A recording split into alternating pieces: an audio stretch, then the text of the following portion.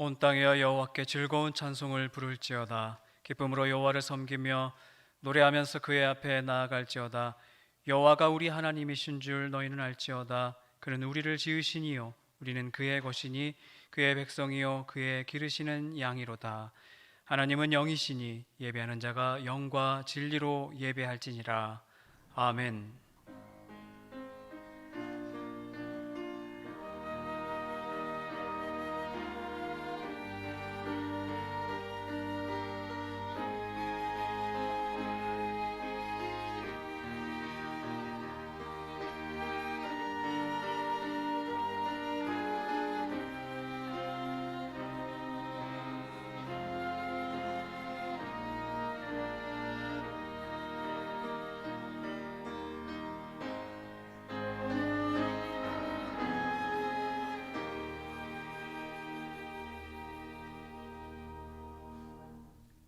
신앙 고백하겠습니다. 나는 전능하신 아버지 하나님 천지의 창조주를 믿습니다. 나는 그의 유일하신 아들 우리 주 예수 그리스도를 믿습니다. 그는 성령으로 잉태되어 통정녀 마리아에게서 나시고 본디오 빌라도에게 고난을 받아 십자가에 못 박혀 죽으시고 장사된 지 사흘 만에 죽은 자 가운데서 다시 살아나셨으며 하늘에 오르시어 전능하신 아버지 하나님 우편에 앉아 계시다가 거기로부터 살아있는 자와 죽은 자를 심판하러 오십니다. 나는 성령을 믿으며 거룩한 공교회와 성도의 교제와 죄를 용서받는 것과 몸의 부활과 영생을 믿습니다. 아멘. 함께 일어나서 나는 예배자입니다 찬양 드리겠습니다.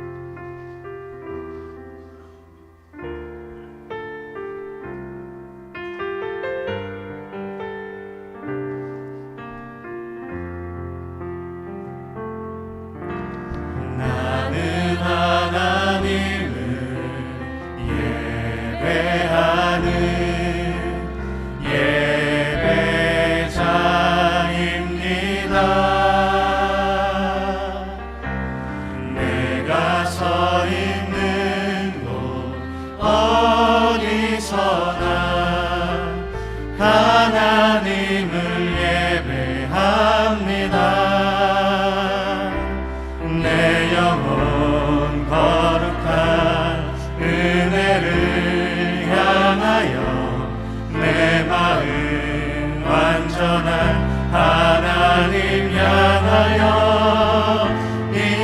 이곳에서 바로 이 시간 하나님을 예배합니다. 다시 한번 찬양하겠습니다. 나는 하나님을 예배하는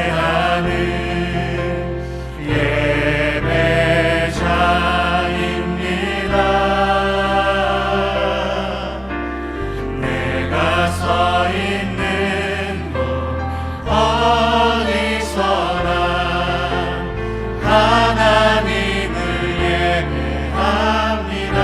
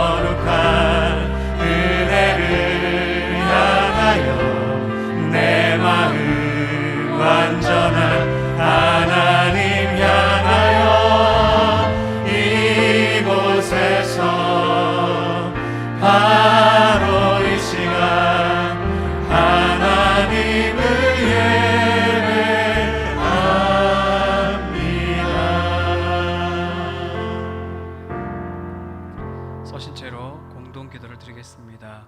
간절한 마음으로 함께 기도하겠습니다. 긍휼이 풍성하신 하나님, 우리는 모두 허물 많은 죄인입니다. 하나님보다 내 생각과 경험을 앞세웠던 삶이었음을 고백합니다. 거룩하신 하나님 앞에서 우리의 삶을 돌아보며 회개하오니 용서하여 주옵소서. 예수 그리스도의 십자가 보혈로 우리를 정결케 하옵소서. 전능하신 창조주 하나님, 다시 코로나19 확진자가 발생하고 있습니다. 끝날 것 같지 않은 상황에 두려움이 있습니다. 우리 모두 나와 이웃의 안전을 위해 방역 수칙을 잘 지키며 감염의 위험을 벗어날 수 있는 지혜와 두려움을 이길 수 있는 능력을 주옵소서. 치료 중인 환자들을 속히 회복시켜 주옵시고, 끝까지 코로나19를 막기 위해 힘쓰는 의료진과 모든 담당자에게 힘과 용기를 더하여 주옵소서. 사랑의 아버지 하나님, 코로나로 인한 어려움이 있지만 하나님께서 주신 지혜로 맡겨진 일들을 잘 감당하게 하옵소서. 어려움 속에서도 흔들리지 않는 강건한 믿음을 주옵시고, 무더운 여름을 잘 견딜 수 있는 건강을 주옵소서. 연약한 성도들과 몸이 아픈 환우들을 위해 기도하게 하옵시고, 주변의 이웃들과 직장 동료를 섬김으로 주님의 향기를 퍼뜨리는 삶이 되게 하옵소서. 교회의 주인이신 하나님, 성도가 함께 모여 예배를 드릴 수 있음에 감사드립니다. 각 예배를 통해 하나님께 찬양하며 기도하는 즐거움을 풍성히 누리게 하옵소서. 각 가정, 병원 등 곳곳에서 영상으로 예배드리는 곳에도 같은 은혜를 주옵소서. 교회, 학교, 가정에서 함께 예배하는 우리 자녀들을 지켜주시고 온전한 믿음의 사람으로 성장하도록 인도하여 주옵소서. 모든 성도의 가정 예배와 목장 예배가 회복되어 코로나19로 많은 것이 변하는 상황에서 더욱 안전하고 신뢰를 받으며 튼튼하게 세워지는 전주 완산교회가 되게 하옵소서. 예수 그리스도의 이름으로 기도드립니다. 아멘.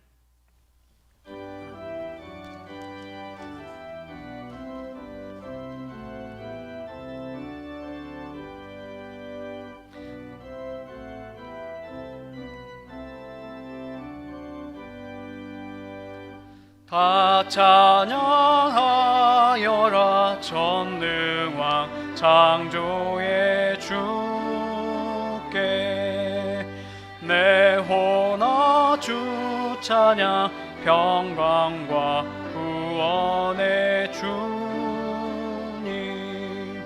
성도들아 주 앞에 이제 나와 즐겁게 찬양하여라.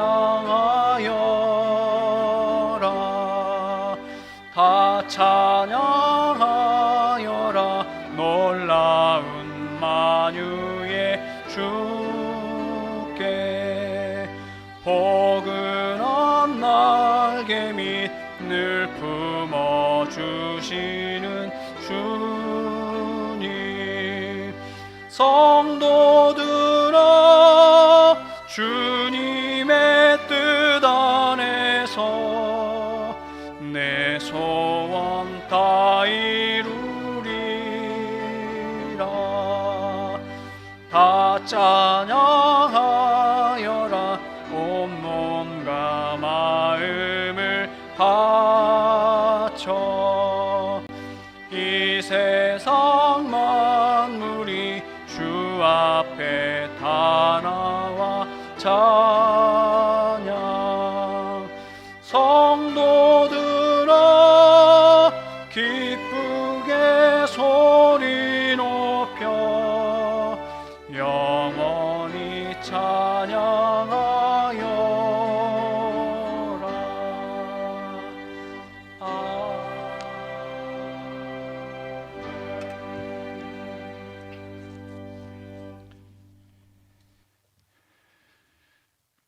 오늘도 살아계셔서 저희를 사랑하사 자녀 삼아 항상 인도하시는 아버지 하나님, 두렵고 떨리는 마음으로 7월을 무사히 보내고 8월 첫 주를 맞이하여 아버지께 예배하게 하심을 감사드리며 아버지께 영광을 돌립니다.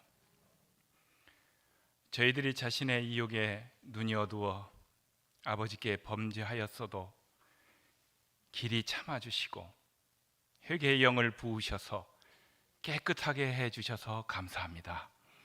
이 시간 주의 나라와 주의 의를 구하며 영과 진리로 예배하는 참 예배자가 되게 해 주소서. 아버지 하나님, 온 지구촌이 아직도 코로나19의 두려움과 공포에서 벗어나지 못하고 있습니다. 아버지께서 창조하신 산천 초목은 녹음이 우거지고 아름다움을 자랑하고 있지만 연약한 인간들은 바이러스 전염과 확산을 두려워하여 사회적 거리두기를 할 수밖에 없는 상황입니다. 코로나19로 인해 주님과 성도의 교제가 멀어지지 않게 하시고 자신을 돌아보며 주님을 향한 기도의 회복, 말씀의 회복, 영적 삶의 회복이 이루어지는 계기가 되도록 인도하여 주시옵소서. 지난날 가졌던 물질 중심의 가치관, 이기적 삶의 굴레에서 벗어나 주님께서 몸소 보여주신 섬김과 나눔의 삶, 믿음의 공동체로 회복되게 하시옵소서. 주님만이 저희의 소망이며 피난처이십니다. 오늘도 예배당에 나와 함께 예배하지 못하는 교우들을 가정에서, 병상에서 영상으로 예배합니다. 간절함으로 드리는 예배를 받아주시고 하루빨리 현 상황을 벗어날 수 있도록 주님께서 회복시켜 주시옵소서. 코로나19 방역과 치료의 선봉에 서서 고생하는 우리나라 의료진과 방역당국을 주님께서 축복하시고 땀 흘리며 섬기는 분들을 강건하게 하시옵소서. 이번 장마와 홍수로 피해 입은 분들을 위로하시고 하루속히 회복되도록 지켜주시고 인도하여 주시옵소서. 오늘도 기도하며 준비한 유병근 담임 목사님의 말씀 선포에 온 성도가 아멘으로 화답하여 은혜 받게 하시고 영상으로 예배하는 교우들을 말씀 속에서 역사하시는 아버지의 음성을 듣게 하시고 위로받게 하시며 더 큰 소망을 품게 하시옵소서. 교회학교 여름사역 일정이 함께 하시고 안전하고 은혜로운 성경학교가 될 수 있도록 아버지께서 축복하여 주시옵소서. 목장들이 비대면 온라인으로 기도 제목을 나누고 중보하고 있습니다. 목자들의 기도를 들어주시고 주님께서 대면하여 삶을 나누는 목장 예배로 속히 회복시켜 주시옵소서. 어려서부터 주님을 믿고 의지하는 주일학교 학생들을 축복하시고 저희들을 통하여 아버지의 뜻과 의를 세상에서 펼쳐나갈 수 있도록 인도하여 주시옵소서. 아침 이슬 같은 청년들을 축복하시고 군에 가 있는 형제들, 학업과 취직, 결혼과 출산 등 소망하는 바를 이루어 아버지 교회 영광 돌리게 하시옵소서. 특히 연로하신 우리 선공님들을 코로나19로부터 지켜주시고 환우들을 치유하시며 주님의 말씀으로 든든히 서게 해 주시옵소서. 찬양으로 영광 돌리는 우리 형제 자매님께 함께 하시고 부르는 자와 듣는 모든 교우들이 다 함께 은혜 받게 하시옵소서. 저희를 죄에서 구원하시고 부활하셔서 우리의 참 소망을 주신 예수 그리스도 이름으로 간절히 기도드리옵나이다. 아멘.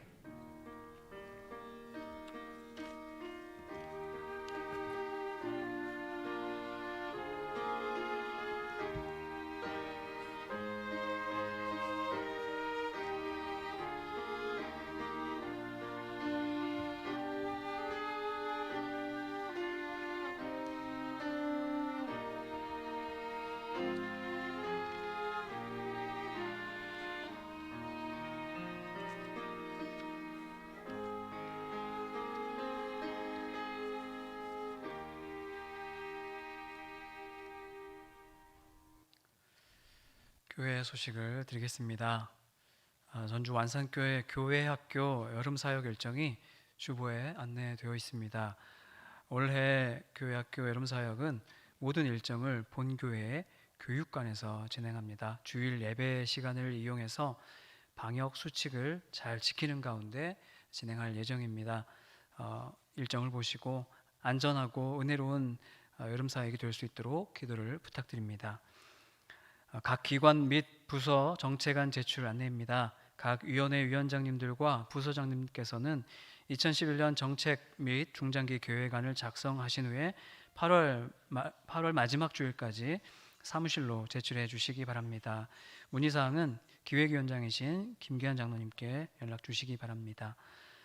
코로나19 극복을 위한 생활 방역 체제에 성도님들께서 잘 협조해 주고 계시는데요. 앞으로도 잘 부탁드리겠습니다. 특별히 예배 중에도 마스크를 계속 착용해 주시기를 부탁드립니다. 교인증을 신청하신 분들은 1층 안내석에서 수령하시기 바랍니다. 쿨맵시 캠페인 중입니다. 냉방기 가동을 최소화하고 있으니 교회 오실 때 시원한 목장으로 오시고 불필요한 전력 소비가 없도록 협력을 부탁드리겠습니다. 금주 강단 꽃꽂이 봉사와 신성 양로원 후원해 주신 분들께 감사를 드립니다. 일평원 캄보디아 라따리끼리 목장의 염규천 집사님의 딸 염수련 성도 가정에서 등려하셨습니다. 축하해 주시기 바랍니다. 오늘 주시는 하나님의 말씀은 누가복음 21장 34절부터 38절까지의 말씀입니다. 신약 133쪽에 누가복음 21장 34절부터 38절까지 하나님 말씀을 교독하겠습니다. 너희는 스스로 조심하라. 그렇지 않으면 방탕함과 술취함과 생활의 염려로 마음이 둔하여지고 뜻밖의 그 날이 덫과 같이 너희에게 임하리라. 이러므로 너희는 장차 올 이 모든 일을 능히 피하고 인자 앞에 서도록 항상 기도하며 깨어 있으라 하시니라.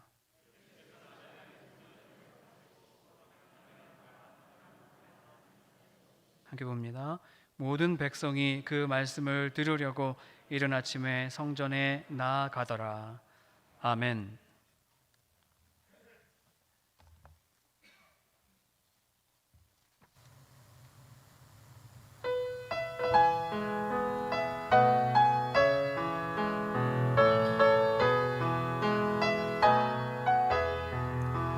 멀리 멀리 가더니 찾아오라며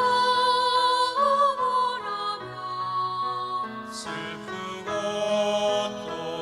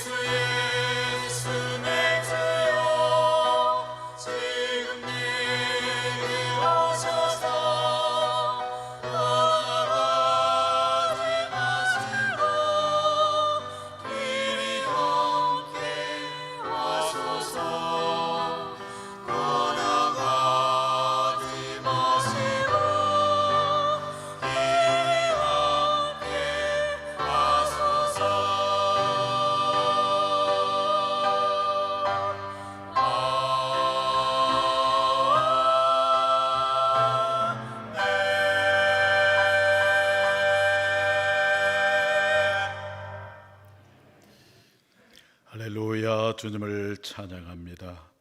삶의 고통과 위기 가운데서도 언제나 우리와 함께 하시며 우리에게 믿음을 더하여 주시고 세상과 죄악의 유혹을 이기고 오늘도 사모하는 마음, 갈망하는 마음을 가지고 주님 앞에 나와 예배할 수 있도록 인도해 주신 주님, 진심으로 감사를 드립니다. 베푸신 은혜를 기억하며 오늘 저희들 마음 깊은 곳에서 감사의 마음을 담아 귀한 예물을 드립니다. 우리 주 예수 그리스도께서 내 인생의 주제가 되시고 진정한 공급자가 되심을 고백하며 온전한 10의 1조를 드립니다.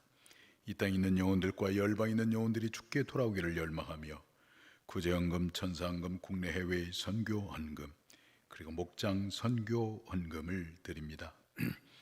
이 모든 예물을 기쁘게 받으시고 축사하셔서 성도들의 손길에 한량없는 하늘의 복과 땅 위에 기름진 복이 넘치게 하여 주옵소서.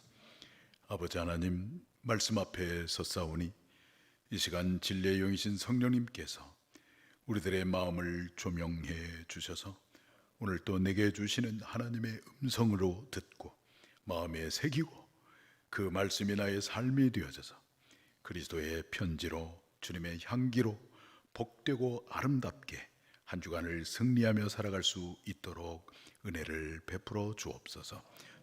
예수님 이름으로 기도함나이다. 아멘. 우리가 소망을 가지고 살아간다고 하는 것은 현재를 가장 능력 있게 살아가는 길입니다. 소망의 목적은 미래에 있지만 그 소망을 경험하는 것은 바로 현재입니다. 그 현재의 경험이 곧 능력입니다. 그래서 소망이 있을 때 소망은 사람들이 목숨을 끊지 않도록 도와주고 아침에 일어나면 다시 일터로 나가게 되고 일상의 삶을 살면서 의미 있게 그 삶을 살아가게 합니다. 이것이 소망을 가지고 살아가는 자들이 갖는 능력입니다. 그렇다면 우리에게 분명한 소망이 무엇이겠습니까? 그것은 예수님이 우리 소망의 전부이십니다.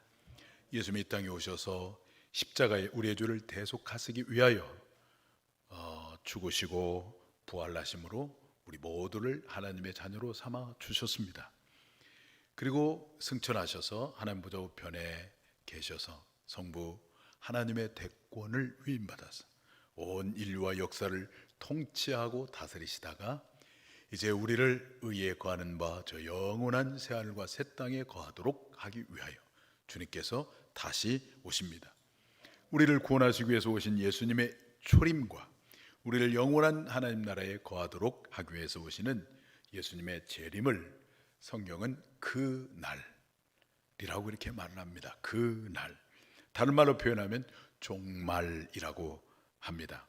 그런 까닭에 이 종말은 우리를 두렵게 하거나 무섭게 하는 단어가 아니고 우리로 하여금 역사적 현실을 회피하도록 하는 것도 아니고 더 적극적으로 현재를 풍성하고 복되게 살아가도록 하는 단어입니다.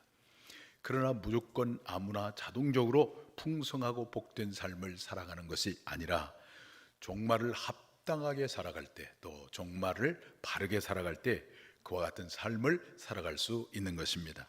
그런 면에서 우리 모든 성도님들은 이 그날 종말을 바르게 살아가는 성도가 되어야 하겠습니다. 그럴 때 우리가 맞닿아 살아가고 있는 이 삶의 자리, 우리들의 역사적 현실 속에서 우리는 거룩한 하나님 나라의 현존을 누리며 살아갈 수 있는 것입니다. 자, 그렇다면 종말을 살아가는 성도의 신앙은 무엇이어야 하겠습니까? 첫째는 세속에 물들지 않는 경건의 삶을 사는 신앙이어야 합니다. 오늘 34절 말씀을 다 같이 보겠습니다. 방탕함과 술취함과 생활의 염려로 마음이 둔하여지고 뜻밖의 그날이 덫과 같이 너에게 임하리라. 여기 보면 조심하라라고 하는 말씀이 있습니다. 헬라의 원문은 프로세코라고 하는 말인데 배를 육지에 대라라고 하는 그런 뜻입니다. 육지에 정박한 배는 바다의 파도와 물결에 떠내려 가지 않듯이 조심하라 라고 하는 말의 의미는 세속의 물결에 물들지 말라라고 하는 그런 의미입니다. 그렇다면 여러분, 이 세속에 물드는 것, 다시 말하면 세속화는 무엇을 의미할까요? 세속화란 인간의 삶의 영역 속에서 하나님을 제외하고 인간 스스로 절대적 자율성을 추구하는 것을 가리키는 것입니다.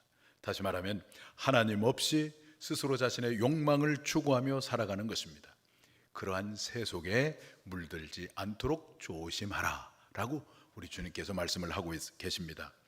오늘 본문의 34절에 예수님이 우리를 세속화시키는 몇 가지 예를 들어서 말씀을 하고 있는데, 그 중에 하나가 방탕함입니다. 방탕함. 이 방탕함의 원문의 의미는 머리를 이리저리 흔드는 것을 말합니다. 다시 말하면 세속에 뒹구는 거예요. 이 유흥과 쾌락에 몸을 던져버리는 것입니다.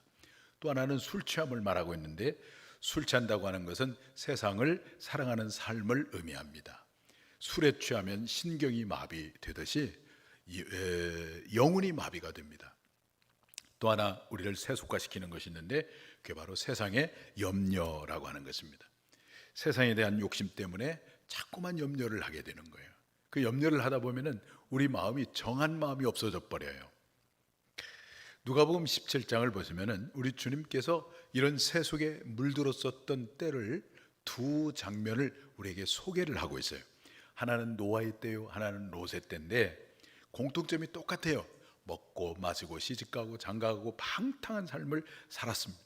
하나님의 언약과 약속을 따라 순종의 삶을 살아가는 것이 아니라 자신의 육신이 원하는 대로 방탕함과 술 취함과 세상의 염려로 살았던 것입니다. 그래서 그들에게 하나님의 심판은 불가피하였고 마침내 그들은 하나님의 심판을 받게 되었습니다. 자, 그렇다면 우리가 어떻게 세속에 물들지 아니하고 경건한 삶을 살아갈 수 있을까요? 그런데 경건함이 무엇인지를 우리가 알 필요가 있어요. 이 경건함이란 어떤 엄숙주의 그리고 정적주의가 아닙니다. 우리의 신앙이 엄숙주의로 빠지면 이분법의 논리에 빠지고 성도를 자꾸만 흑백으로 나누기 시작합니다. 저 사람은 뜨거운 사람이고, 저 사람은 미지근한 사람이고, 저 사람은 물세례 받은 사람이고, 저 사람은 성령 세례 받은 사람이고, 저 사람은 단순한 사람이고, 저 사람은 진지한 사람이고, 이렇게 자꾸만 나누다 보니까 어떤 현상이 벌어지냐면 공동체가 경직되어져 버려요. 공동체가 경직되니까 성령님이 마음껏 자유롭게 역사하지를 못합니다. 따라서 이런 엄숙함, 정적함, 이것은 결코 경건이 아닙니다. 그러면 참된 경건은 무엇일까요? 참된 경건의 본질은 긍휼함과 사랑입니다. 여러분, 가장 경건하신 분이 있다면 누구일까요? 예수님이시죠. 근데 예수님은 긍휼함이 있었어요. 그래서 그 당시에 스스로를 가장 경건하다고 여겼던 바리새인들이 있었거든요. 그 바리새인들이 죄인들이라고 취급하고 그들을 무시하고 그들을 배척했던 그 사람들을 예수님은 친구로 삼아 주셨어요. 그들과 함께 식사를 즐기고 그들의 슬픔과 아픔과 눈물의 이야기를 들어주고 그들과 함께 삶을 같이 보내고, 바리새인들이 죄인이라고 했던 세리들, 죄인들, 병든 사람들, 귀신 들린 사람들을 예수님이 그렇게 친구로 삼아 주셨어요. 그런 동안에 어떤 일이 벌어졌냐면 잃어버렸던 하나님의 형상이 회복되어지고 새 사람이 되었어요. 여러분, 마태복음을 기록한 마태의 직업이 뭔지 아시죠? 세리였어요. 당시의 사람들이 막 손가락질하고 욕하고 그랬던 세리. 그 세리가 예수님을 만나니까 주님의 제자가 되고 성경을 기록한 사람이 되었습니다. 뿐만 아니라 삭개오는 세리장이었어요. 자기 동족의 고열을 빨아서 그 부를 축적한 사람이었어요. 돈은 많았는데 사람들에게 인정받지 못하고 미움을 받고 배척을 당하는 참으로 외로운 사람이었어요. 그런데 어느 날 예수님이 여리고에 온다고 하는 소식을 듣고 보니까 사람이 너무너무 많아요. 그래서 나무 위에 올라가서 예수님을 보려고 해도 예수님이 안 보여요. 그런데 예수님이 먼저 이 삭개오를 알고 말씀합니다. 삭개오야, 내려와라. 오늘 밤에 내가 너와 함께 유하여야 하겠다. 그래서 예수님이 삭개오의 집에 하룻밤을 유하면서 삶을 나누고 이야기를 들어주고 식사를 같이 나누고 그런 동안에 삭개오가 바뀌어졌어요. 그래서 토색한 것이 있으면 4배로 갚고 가난한 자에게 자기 재물을 주고 완전한 새 사람으로 바뀌어졌어요. 삭개오라고 하는 이름의 뜻이 뭐냐면 깨끗하다라고 하는 뜻을 가졌거든요. 그 이름이 회복되었어요. 누구를 만나서? 예수님을 만나서. 막달라 마리아는 예수님 만나기 전에 7 귀신 들려가지고 귀신의 지배를 받고 또 사람들에게 노래감이 되고 한 번도 사람들에게 인격적 대접을 받은 적이 없어요. 짐승 취급을 당하고 그렇게 살았는데, 그랬던 막달라 마리아를 예수님이 거두어서 같이 이야기를 나누고 삶을 나누고 그런 동안에 귀신이 떠나갔어요. 여러분, 예수님과 친하게 되면 귀신이 떠나가게 되는 줄로 믿습니다. 귀신이 떠나갔어요. 그리고 새 사람이 되었습니다. 그 예수님의 은혜가 너무너무 커서 그때부터 막달라 마리아는 자기의 온 재산으로 온몸으로 예수님을 섬겼습니다. 12 남자 제자들이 예수님이 고난당하고 십자가에 죽임을 당할 때 다 도망가고 그랬는데, 그렇지만 그 자리에 십자가의 죽음의 현장에 마지막까지 남은 사람은 막달라 마리아였습니다. 그리고 또 예수님의 무덤가에 가서 예수님의 시신의 향품을 팔려고 갔는데 보니까 빈 무덤이에요. 부활의 주님을 처음으로 목격하게 되었고, 부활의 주님을 가장 먼저 제자들에게 전하는 부활의 첫 증언자가 되는 그런 어마어마한 축복을 받았습니다. 긍휼한 마음으로, 사랑의 마음으로, 차별하지 아니하고 그 어떠한 사람도 이렇게 품고 삶을 함께 나누고 이렇게 섬기는 것, 이것이 참된 경건인 것입니다. 그래서 야고보는 세속에 물들지 않는 경건한 삶을 위해서 이렇게 우리에게 당부하고 있습니다. 야고보서 1장 27절 말씀입니다. 한번 보겠습니다. 하나님 아버지 앞에서 정결하고 더러움이 없는 경건은 곧 고아와 과부를 그 환난 중에 돌보고 또 자기를 지켜 세속에 물들지 아니하는 그것이니라. 경건은 예배당 안에서 드리는 종교적 행위가 아니라 저 주님이 주시는 영적인 능력을 힘입어서 우리 주변에 있는 지체들, 또 사랑이 필요한 사람들을 찾아가서 손을 내밀고 그들의 이야기를 들어주고 그들의 필요를 채워주는 것, 그것이 경건입니다.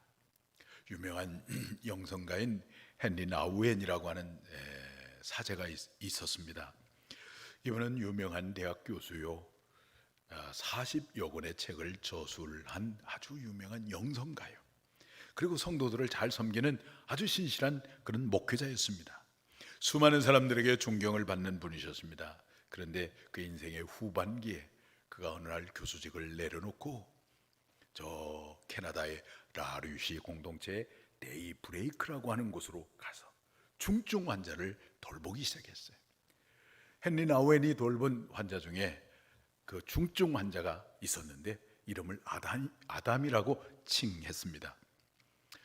이 아담이 헨리 나우엔의 섬김을 받으면서 자기를 섬기는 헨리 나우엔이 그 유명한 대학 교수인지도 모르고 목사인지도 모르고 아주 유명한 작가인 줄을 전혀 몰라요. 그리고 그를 섬기는 헨리 나우엔도 교수로서 섬기는 것이 아니고 목사로서 섬기는 것이 아니고 함께 믿음의 형제로서 그 한 형제를 섬기는데, 그 섬겨주고 섬김을 받는 그 과정 속에서 놀라운 하나님의 은혜를 체험합니다. 그 아담의 형제의 눈빛과 표정과 그 반응을 보면서 그동안 수많은 사람들로부터 받았던 찬사와 존경과는 전혀 차원이 다른 그 황홀한 기쁨과 그 감격과 그 행복을 느끼는 거예요. 그러면서 말합니다. 나는 누군가를 섬기려고 했지만 그 섬기는 것과 비교할 수 없는 놀라운 섬김을 받았노라고. 이것이 우리가 누군가를 긍휼한 마음으로 섬길 때 하나님이 내게 주시는 놀라운 축복이고 행복이라고 믿습니다. 그것이 바로 경건입니다. 새벽 기도 시간에 저에게 기도 카드를 내주신 우리 성도님들을 위해서 기도하다가 어느 성도님을 위해서 기도하는데 갑자기 눈물이 난 적이 있었습니다. 사랑하는 아들을 위한 기도 제목이었어요. 근데 기도 제목을 내주신 우리 성도님도 몸이 불편하세요. 몸이 불편하신데 그의 아들도 몸이 불편해요. 거기에다가 어렸을 때 교회를 나왔다가 상처를 받아서 지금까지 장성했는데도 불구하고 믿음을 갖지를 못하고 있어요. 하나님, 내 아들이 건강이 회복되는 것도 중요하지만 먼저 믿음을 갖게 해주세요. 그런 기도 제목이었는데 그걸 붙들고 기도를 하는데 갑자기 눈물이 나더라고요. 아마도 성령님께서 그렇게 기도하는 중에 강팍한 저의 마음을 만지신 것 같습니다. 여러분, 사람을 이용의 대상이나 이해관계가 아니라 너무나 소중한 한 영혼으로 우리가 바라볼 때, 그때 성령님이 우리 강팍한 마음을 만지시기 시작하고 우리의 마음에 울림과 감동을 주시는 것입니다. 영혼이라고 하는 말은 참 소중한 단어예요. 영혼이라고 그러니까 육체와는 상관없고 삶은 상관없고 영적인 것만 말하는 것이라고 이렇게 생각하기 쉬운데, 그게 아니라 영혼이라고 말할 때는 관계와 특별히 하나님과의 관계적 존재를 영혼이라고 이렇게 말을 합니다. 그 영혼에서 하나님과 관계성을 쏙 빼버리면 자아가 남아요. 이기심만 남아요. 하나님과 관계적 존재, 그게 영혼이거든요. 그래서 오늘 여러분들이 우리 옆에 있는 우리 지체들뿐만 아니라 만나는 모든 사람들을 이해관계를 초월해서 영혼으로 바라보고 그들을 긍휼히 여긴다면 성령님께서 여러분의 마음에 감동을 주시고 하나님이 주시는 어떤 기쁨을 맛보게 해 주실 줄로 믿습니다. 그것이 바로 경건한 삶을 살아갈 때 하나님이 우리에게 주시는 축복이에요. 누군가 하나님의 사랑이 필요한 이웃들, 또 우리의 목원들, 교회 학교 학생들, 우리 중에 아픈 환우들이 얼마나 많은지 모릅니다. 어르신들은 저 병원에 계신 분이 많이 있지만 아주 젊으신 분인데 아파요. 결혼한 지 얼마 안 됐어요. 그런데 기도 제목이 뭐냐면 항암을 잘 받게 해달라는, 항암에서 낫게 해달라는 게 아니라 항암을 잘 받게 해달라고, 잘 견디게 해달라고, 그런 기도가 있어요. 얼마나 마음이 안타까운지 모릅니다. 그런 분들을 마음에 품고 우리가 기도하고 그들을 섬겨 보시기를 바랍니다. 성령님께서 여러분 한 분 한 분을 만지시고 감동하심으로 아버지의 마음으로 충만하게 하시고 하나님만이 주시는 참된 행복을 누리게 하실 것입니다. 그렇게 사는 것이 바로 세속에 물들지 않게 하는 참된 경건인 것입니다. 우리 모두가 이런 경건의 삶을 통해서 종말을 복되게 살아갈 수 있게 되기를 주님의 이름으로 축원합니다. 종말을 살아가는 성도의 신앙은 무엇이어야 하겠습니까? 첫째, 세속에 물들지 않는 경건의 삶을 사는 신앙이어야 합니다. 둘째는 기도에 깨어 있어야 합니다. 오늘 36절 말씀을 다 같이 보겠습니다. 이러므로 너희는 장차 올 이 모든 일을 능히 피하고 인자 앞에 서도록 항상 기도하며 깨어 있으라 하시니라. 이 말씀 속에 보면 장차 올 이 모든 일이라고 하는 말씀이 있는데, 이것은 종말에 일어날 대환란을 말합니다. 종말에 일어날 대환란, 무시무시한 환란이죠. 그런데 예수님이 분명히 말씀하셨어요. 이 대환란은 특정한 사람에게만 오지 않는다는 거예요. 지구상에 있는 모든 사람에게 임한다는 거예요. 오늘 35절에 한번 읽어보세요. 시작. 이날은 온 지구상에 관한 모든 사람에게 임하니라. 그리고 또 한 가지는 이 환란은 반드시 온다는 거예요. 누가 하신 말씀이에요? 예수님이 36절에 이러므로 너희는 장차 올 이 모든 일을, 장차 반드시 온다는 거예요. 그때 이 대환란을 어떻게 피할 수가 있으며 누가 피할 수가 있겠습니까? 어떤 사람은 대환란을 피하는 길이 있다는 거예요. 그러면서 저 피지라고 하는 나라에 가서 살아요. 그러면 대환란을 피한다는 거예요. 어떤 사람은 어떤 피난처를 만들어 놓으면 대환란을 피하는 줄 알아요. 철옹성 같은 성을 만들고 그 안에 있으면 대환란이 오지 않는다고 생각을 해요. 전부 다 이차원적인 물리적으로만 생각하는 거예요. 그러나 누구도 피할 수가 없어요. 그런데 우리 예수님은 오늘 피할 수 있는 한 가지 길에 대해서 오늘 우리에게 말씀을 하고 있습니다. 36절 말씀인가요? 한번 읽어보세요. 시작. 이 모든 일을 능히 피하고 인자 앞에 서도록 항상 기도하며 깨어 있으라. 어떻게 하면 피할 수가 있다고요? 항상 깨어 기도하면 피할 수가 있다는 것입니다. 그런데 문제는 이 종말의 때에 사람들은 점점 이 기도를 잃어버리고 있다고 하는 것입니다. 누가복음 18장을 보시면은 불의한 재판관의 비유를 통해서 포기하지 않고 강청하는 기도의 중요성을 그 비유를 통해서 예수님이 가르쳐 주시고 있어요. 어느 고을에 하나님을 전혀 두려워하지도 않고 아주 불의한 재판관이 있었는데 한 억울한 일을 당한 과부가 자기의 그 억울함을 날마다 그 불의한 재판관을 찾아가서 강청했더니 하나님을 두려워하지도 않고 전혀 의롭지도 않은 불의한 재판관임에도 불구하고 그 강청함을 인하여 과부의 소원을 들어주었는데, 하물며 너희 신실하신 하나님 아버지께서 하나님의 그 자녀의 그 강청함을 들어주지 아니하겠느냐 하면서 이 강청하는 기도의 중요성을 가르쳐 주셨어요. 그런데 그 말씀을 하신 다음에 마지막에 뭐라고 아주 의미심장한 말씀하셨는데, 누가복음 18장 8절 하반절이에요. 한번 읽어보세요. 시작. 그러나 인자가 올 때 세상에서 믿음을 보겠느냐 하시니라. 그러나 인자가 올 때 세상에서 믿음을 보겠느냐, 이렇게 주님이 말씀하셨어요. 그렇다면 여기서 믿음이란 무엇을 의미할까요? 문맥상으로 볼 때에 포기하지 않는 믿음으로 지속적으로 부르짖는 기도를 의미하지 않을까요?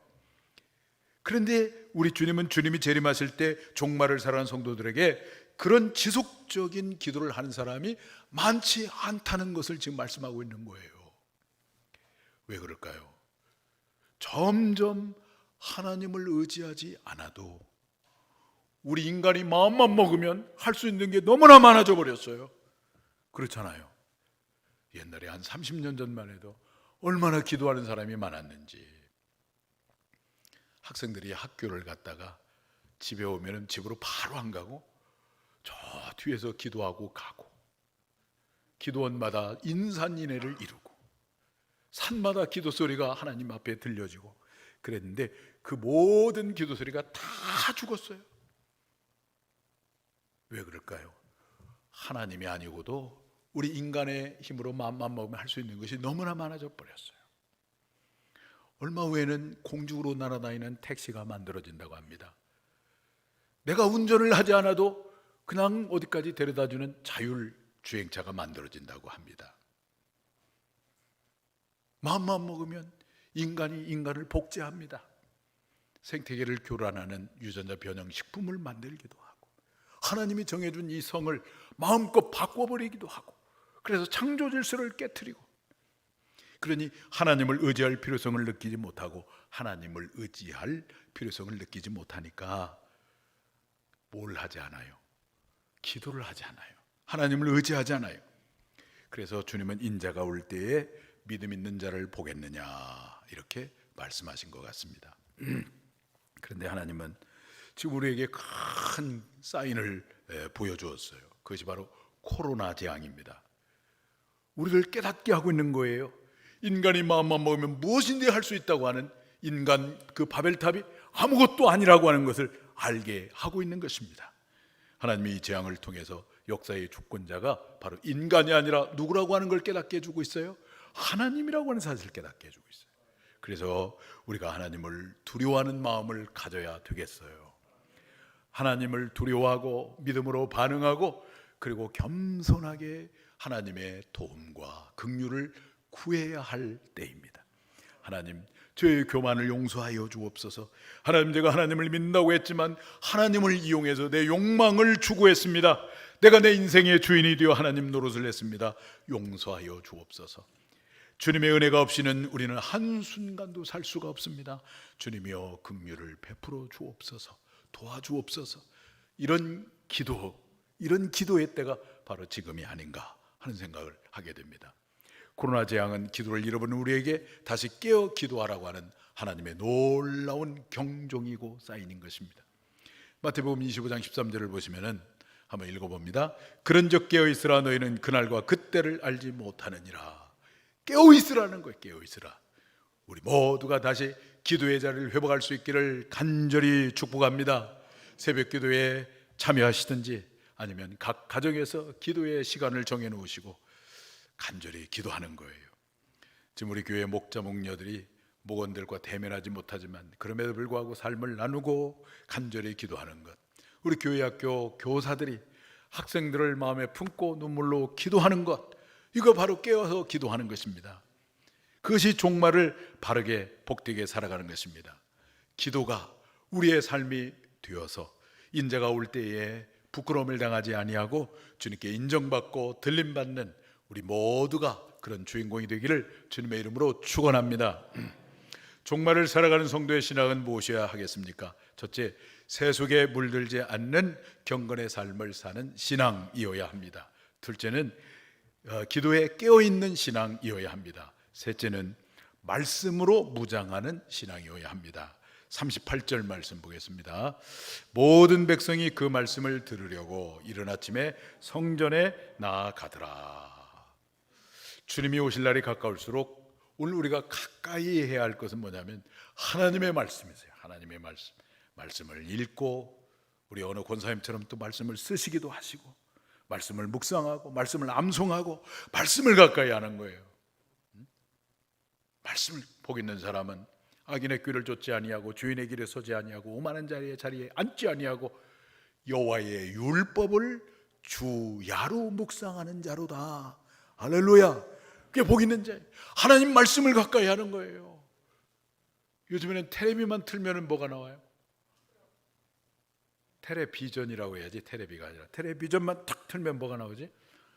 트로트가 나와. 트로트가. 그래서 저도 트로트에 한때 이렇게 빠진 적이 있었다가 회개했어요, 날. 그래서 이제는 다 꺼버려요. 마음을 뺏기지 마세요. 무엇과 가까이 해야 되겠어요? 말씀과 가까이 해야 말씀. 왜냐하면 종말의 때 첫 번째 징조가 뭐냐면은 사람을 미혹하는 것이기 때문에 그렇습니다.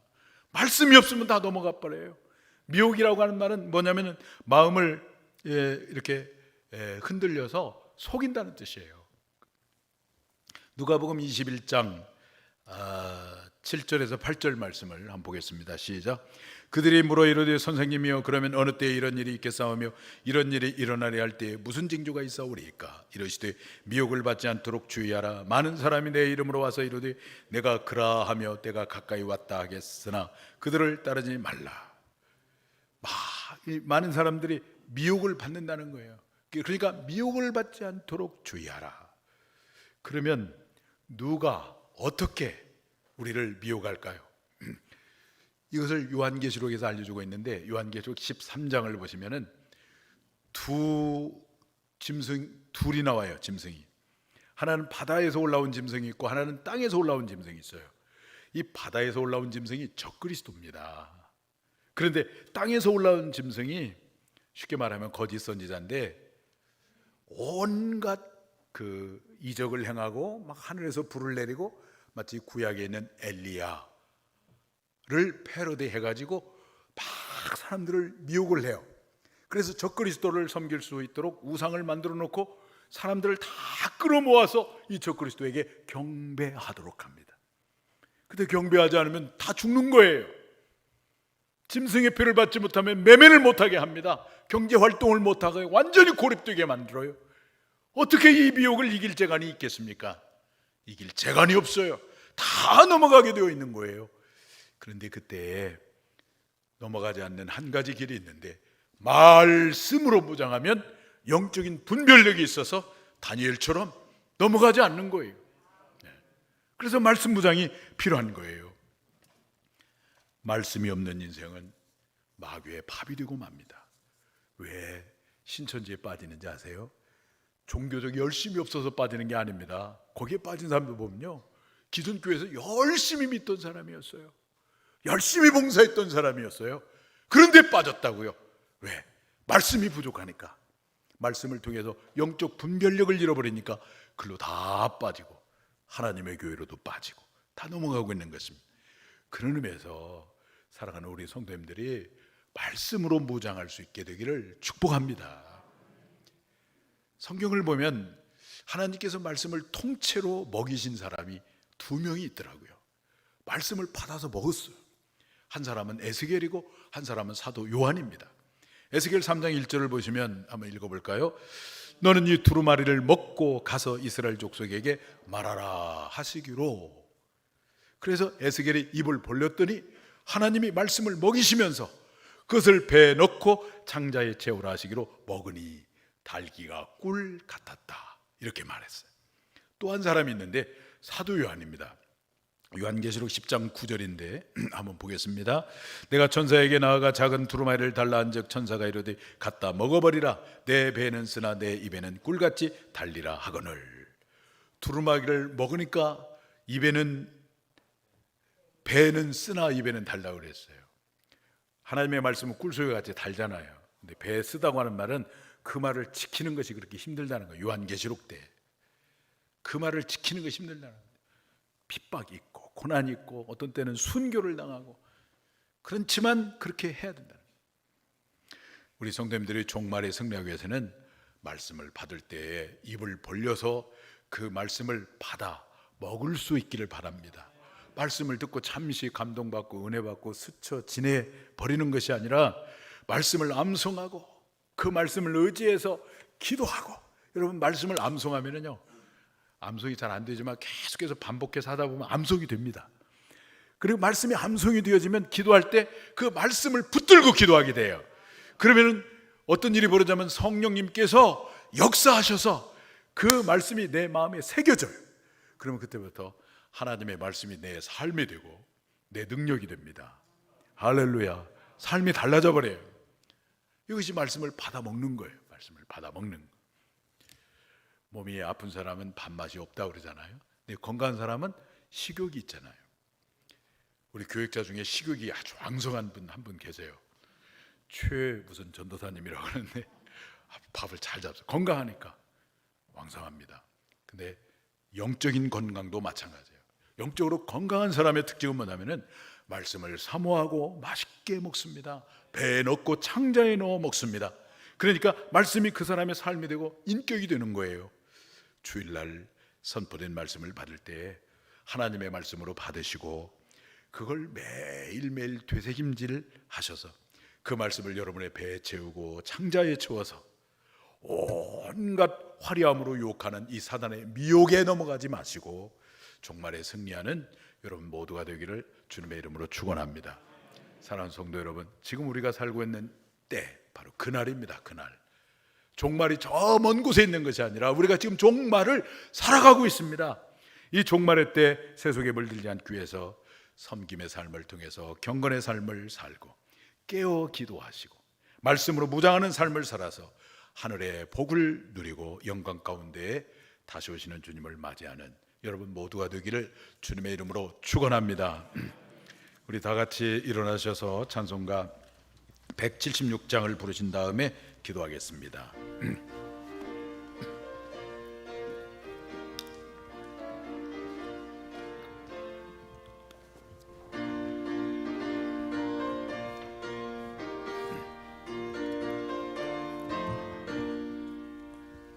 주 어느 때 다시 오실는지 아는 이가 없으니